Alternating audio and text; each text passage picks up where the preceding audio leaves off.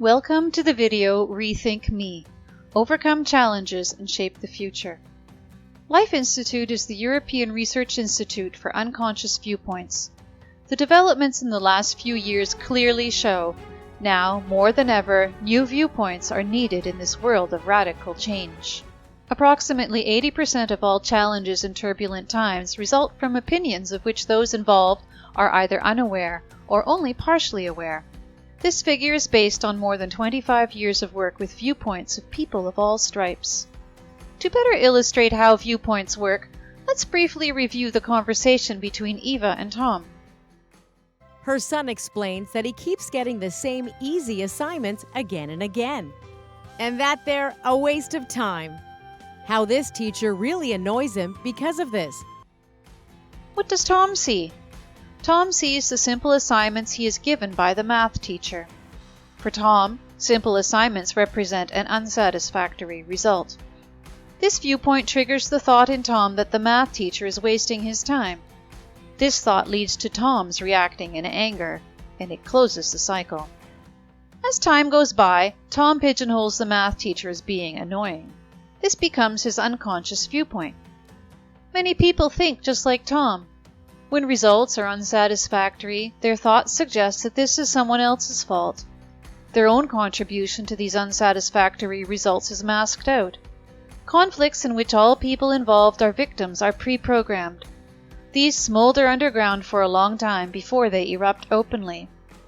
The only way out of this situation is to work on viewpoints.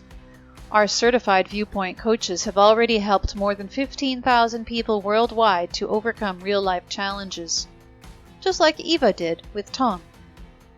Now let us remember how the conversation between Eva and Tom began. Eva had just returned home from a busy day at work. Exhausted, she sinks into the couch. Her son comes in and says hello. He sits down beside his mom.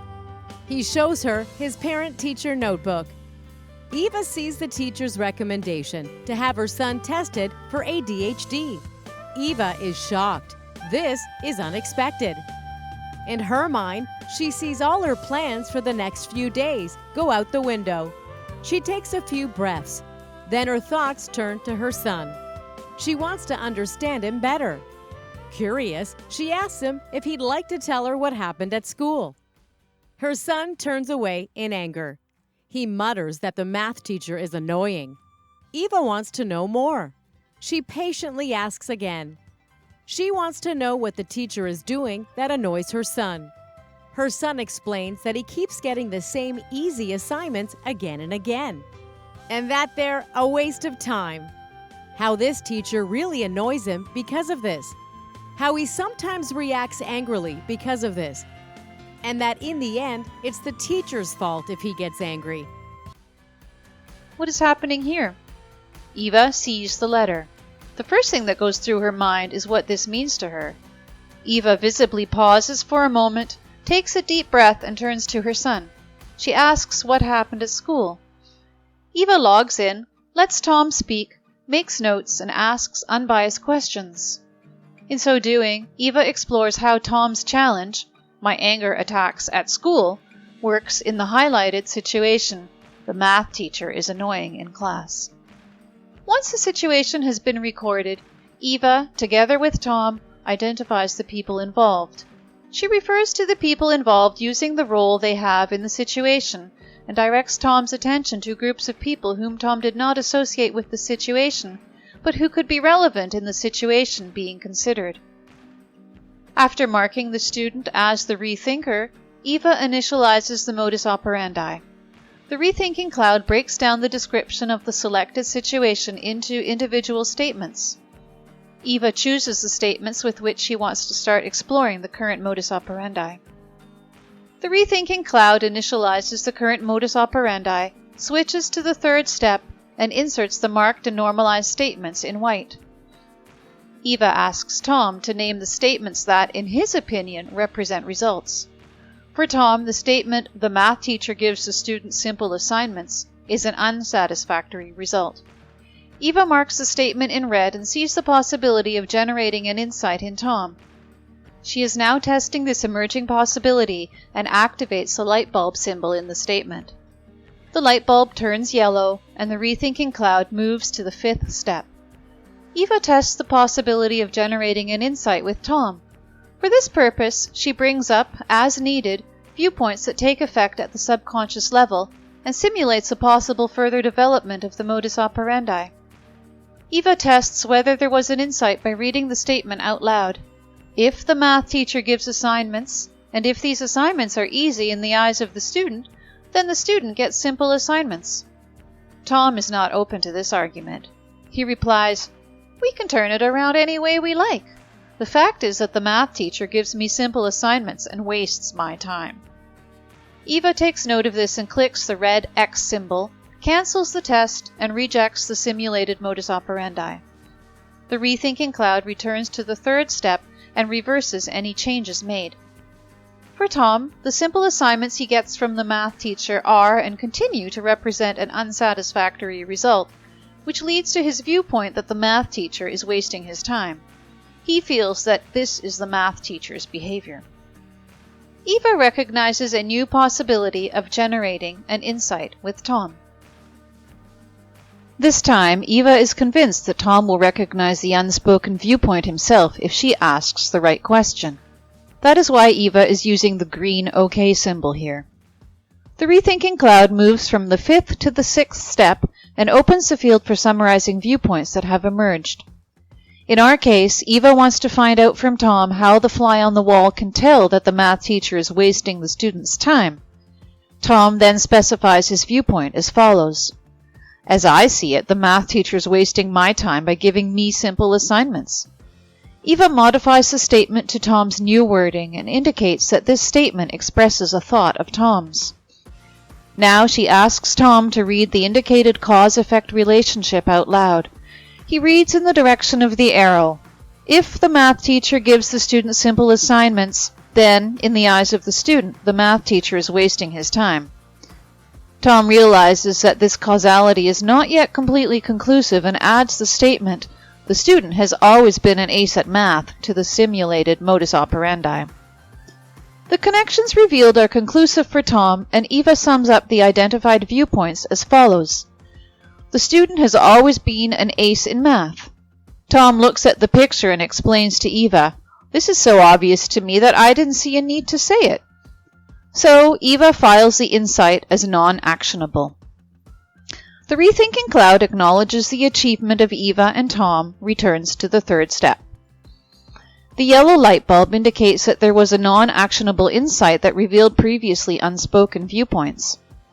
In Tom's opinion, the remaining white statement is an unsatisfactory result.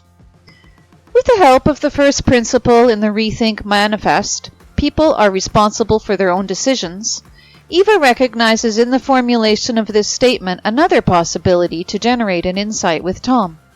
Here, too, Eva sees no need to simulate a further development of the modus operandi by applying her own knowledge. She proceeds to the 6th step and asks Tom what it is that the math teacher is doing that annoys him. Tom becomes thoughtful and explains that he reacts in anger when the math teacher gives him simple assignments, as this is a waste of time in his eyes. Eva depicts Tom's thoughts in the simulated modus operandi and sums up the viewpoints that have emerged as follows. The student cannot stand it if you waste his time.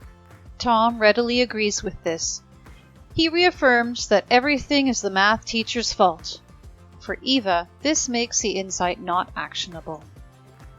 Here, all statements have been checked, colored, and linked together in such a way that they conclusively reflect Tom's modus operandi.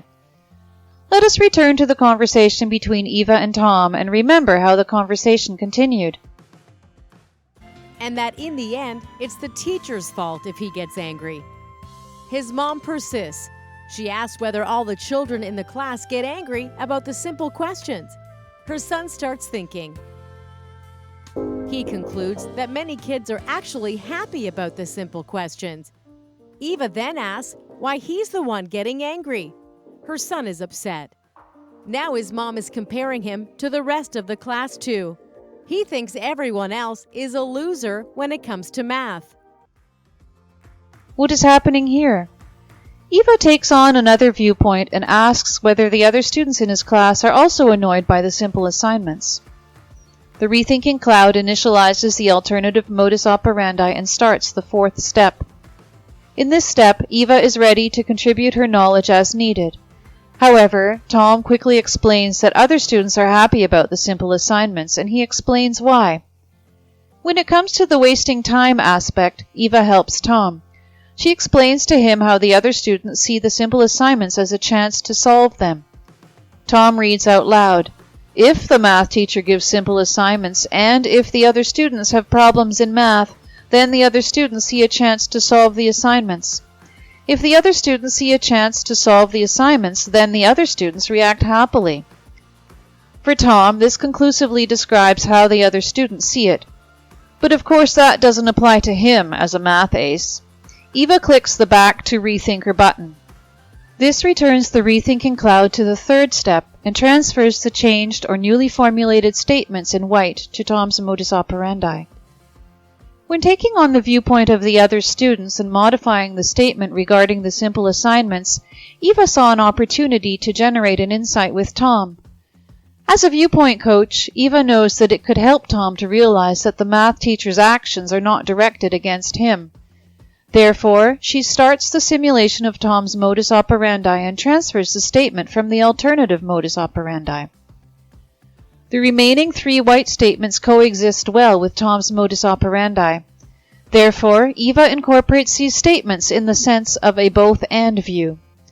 Eva moves to the 6th step, reads the simulated modus operandi together with Tom, summarizes the viewpoints that have emerged, and checks whether there was an insight. Tom notes that simple assignments are not primarily directed against him. However, this insight is non-actionable for Tom. He feels too strongly that everything is the teacher's fault and that the others in his class are losers when it comes to math. All white statements are incorporated. Eva also captured all the indications that Tom might generate possible insights and diligently disclosed unspoken points of view. Let's return to the conversation between Eva and Tom and see how Eva continued the discussion. His mom builds on this. She agrees with her son. Then Eva asks what happens when her son gets angry. He thinks for a bit. Then he explains to his mom what happens when he gets angry. He tells her that he can no longer focus. He sees this as a reason for all his stupid mistakes. In his eyes, stupid mistakes are not really mistakes. After all, under normal conditions, he's capable of getting the answer right. He shows her a math question. Mom takes a look and pensively looks at her son. She asks him how the teacher can tell that he knows the answer, and why stupid mistakes should be dealt with differently than actual mistakes. Her son won't accept this. He pleads that he was always good at math. He's had the same teacher for almost 2 years. She should know him by now. But she ignores this. She turns every little mistake into a big deal. What is happening here? Eva sees Tom's offended reaction, builds on it, and continues to explore his modus operandi. Tom tells Eva how he loses his focus and makes stupid mistakes, which in his eyes are not stupid mistakes, because under normal circumstances he knows the solution. Based on this, Eva establishes the cause-effect relationship. Tom reads aloud, "If the student makes stupid mistakes, and if the student knows the right solutions under normal circumstances, then in the eyes of the student, stupid mistakes are not mistakes," and illustrates his stupid mistakes with a concrete example from school. Eva uses this as an opportunity to illustrate to Tom the math teacher's point of view. Once again, Tom has an answer. He elaborates on his standpoint and does not say a word about how the math teacher might see it. This is why Eva brings in her own knowledge about teachers and the school system. She explains to Tom that a teacher cannot distinguish stupid mistakes from real mistakes. Furthermore, any teacher knows that students who have problems make mistakes, and students making mistakes need more practice.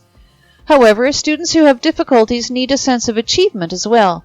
Therefore, the math teacher gives simple assignments.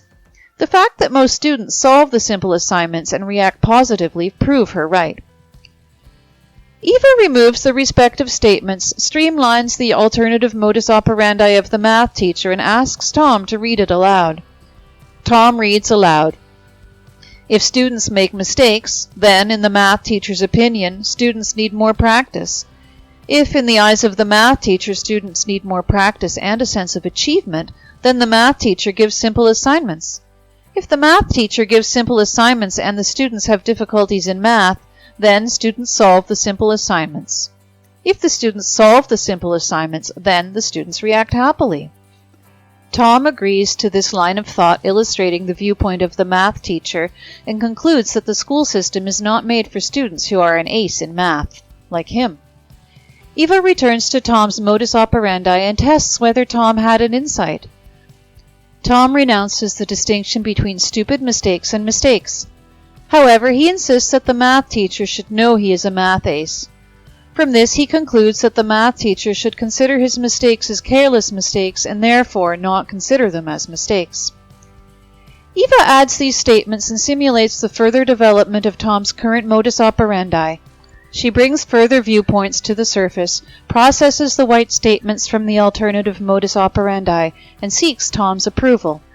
Finally, she summarizes the identified viewpoints as follows. In the student's opinion, the math teacher should know by now that he is a math ace. Back in the third step, Eva recognizes another possibility to have Tom generate an insight in the reason why the math teacher should know Tom is a math ace.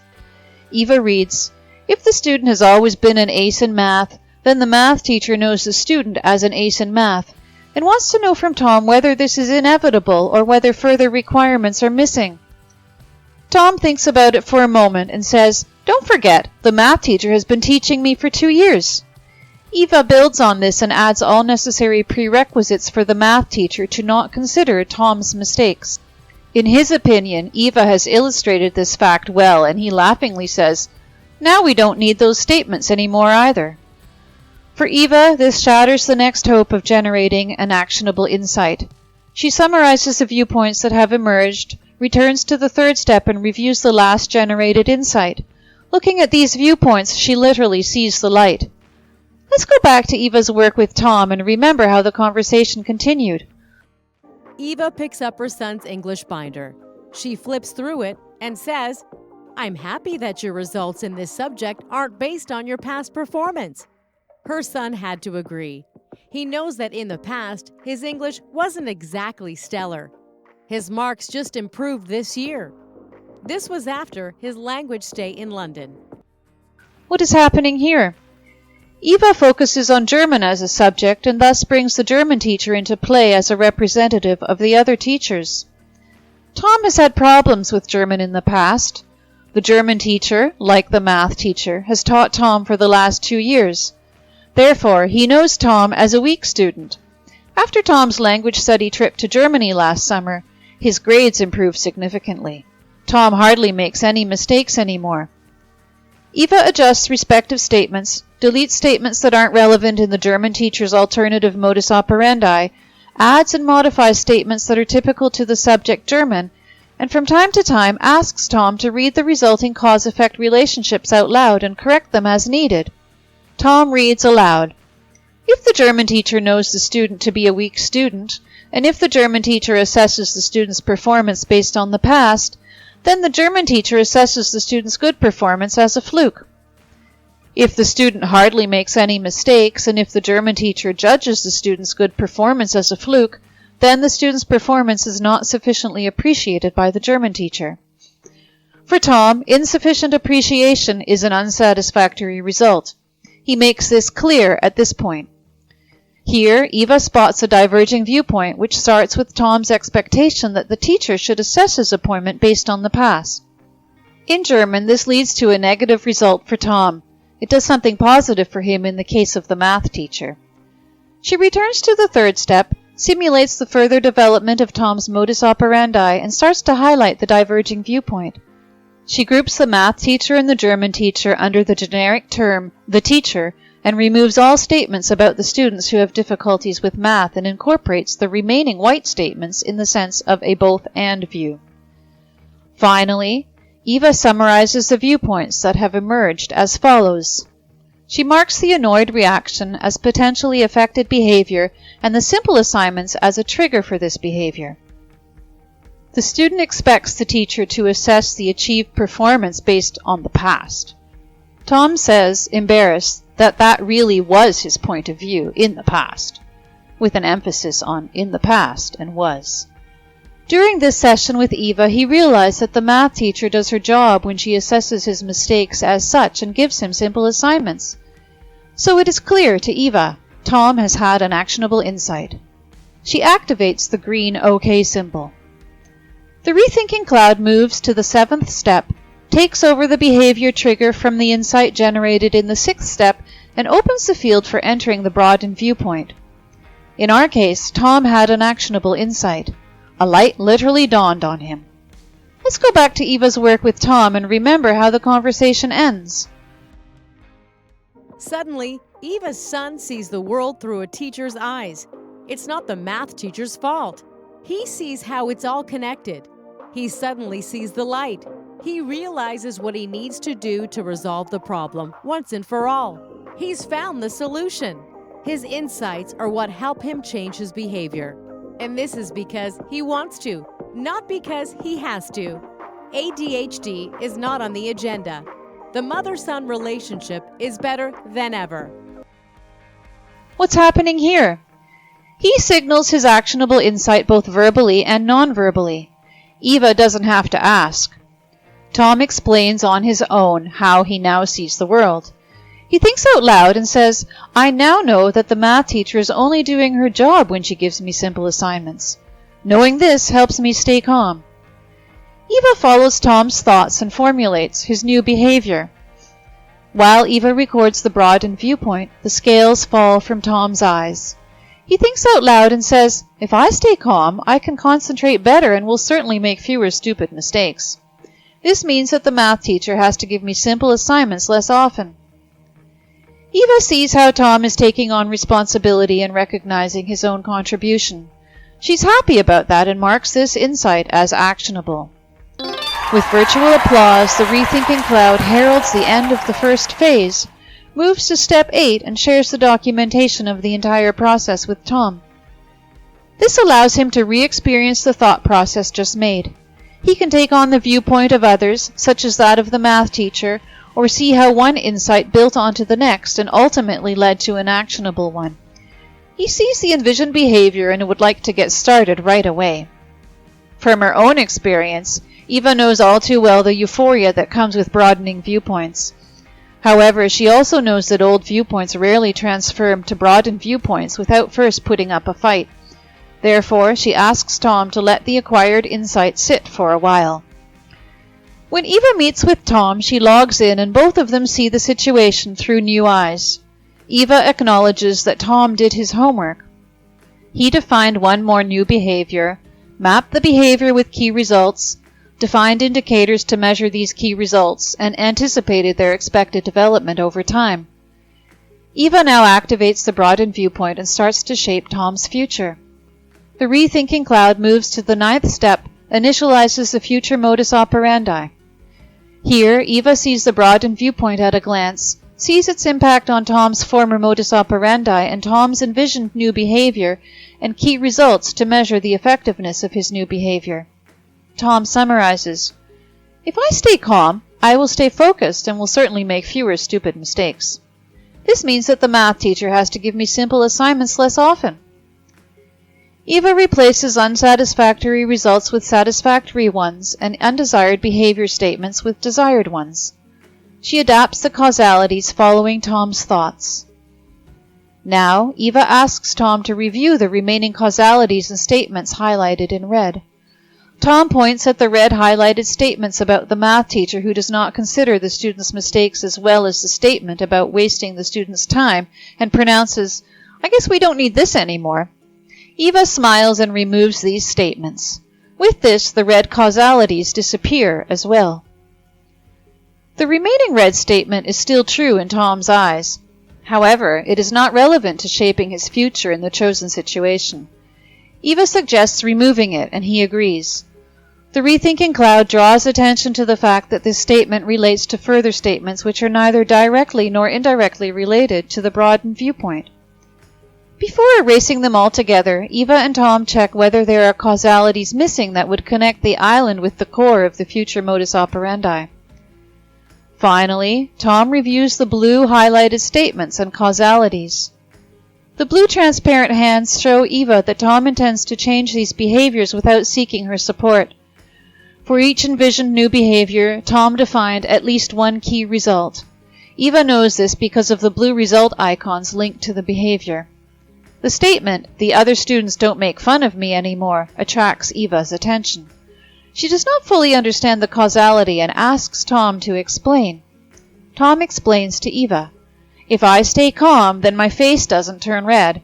If my face no longer turns red, then the other students will no longer make fun of me." Eva invites Tom to take on the other student's point of view when talking about their behavior. The rethinking cloud moves on to the 11th step, initializes the alternative modus operandi, and highlights the behavior in question. Eva wants to know from Tom whether the other students benefited when he reacted irritated in the past. This question puzzles Tom. Sometimes he really got the impression that his anger was a welcome break from math for the other students, who also found math boring. This is exactly where Eva comes in. She adapts the alternative modus operandi accordingly and says, "If you no longer react to the math teacher's simple assignments, your classmates will try other ways of getting a break from the boring math class. After all, they're looking for a break from the boring math class, and in their eyes, it's easy to irritate you." Thoughtfully, Tom completes Eva's thoughts as follows. "If I then react annoyed, my face turns red again and everything will be back to usual." For Tom, this is coherent and complete. With this, Eva returns to Tom's future modus operandi. The rethinking cloud switches back to the 9th step and integrates the other student's alternative modus operandi into Tom's future modus operandi. Tom recognizes an unrealistic expectation when it comes to the other students making fun of him. He indicates he has another insight and explains, "If the other students make fun of me, then I stay calm because I now know that the other students are looking for a break from math when they make fun of me." Eva depicts this insight directly in Tom's future modus operandi, and Tom makes the following point. "In time, the other students will no longer make fun of me because they notice that it is no longer so easy to irritate me." Eva is happy that Tom is starting to think in feedback loops. However, she warns him that this could take some time and suggests remaining cautious in the interim. Together, they adjust the future modus operandi accordingly. Tom returns to his previous decision and asks Eva to support him by staying calm in the future. Eva assures Tom of her support, and the hand turns dark blue. After Tom's thoughts have been incorporated, Eva closes the future modus operandi and sets up dates for meetings with Tom. Now Tom is prepared to walk the talk. If he has questions or doubts, Eva is available for him. The rethinking cloud sends a reminder to Eva and Tom well in advance of any upcoming appointments. They meet to compare the achieved values with the anticipated ones and, in the event of deviations, to carry out a root cause analysis and to define corrective measures. After several meetings, Eva investigates whether Tom's broadened viewpoint also has an effect in other situations. Eva selects the situation, "The classmates get on my nerves in class," and opens the description of the situation that was originally recorded. Tom has positive news here. The other classmates took a few more tries and laughed at him. Over time, however, they lost interest. Now Eva and Tom take a closer look at the situation in the schoolyard. Tom tells her, with a smile, "Since my schoolmates no longer laugh at me in class, I enjoy playing with them at recess. I don't sit off to the side, and we have a lot of fun together. They don't even call me a nerd anymore. On the other hand, if there are difficult math questions, everyone asks me for help." Eva notes this with satisfaction. She has often experienced that an actionable insight triggers a new behavior, which also alleviates other situations and sometimes even leads to a change of behavior in other people involved. In this video, you saw how a Viewpoint Coach works with a Coachee. The use of the rethinking cloud helps both. The Rethinking Cloud guides the Viewpoint Coach step by step through the Rethink Me process, documents the results throughout the process, enables supervision by another Viewpoint Coach, and is the key to virtual viewpoint coaching. Furthermore, the Rethinking Cloud allows the coachee to re-experience the thinking process later, supports the behavioral change, makes it possible to involve others in shaping the coachee's future, and ensures that change is effective and sustainable. Thank you for your attention. If you liked this video, we would appreciate your likes and comments.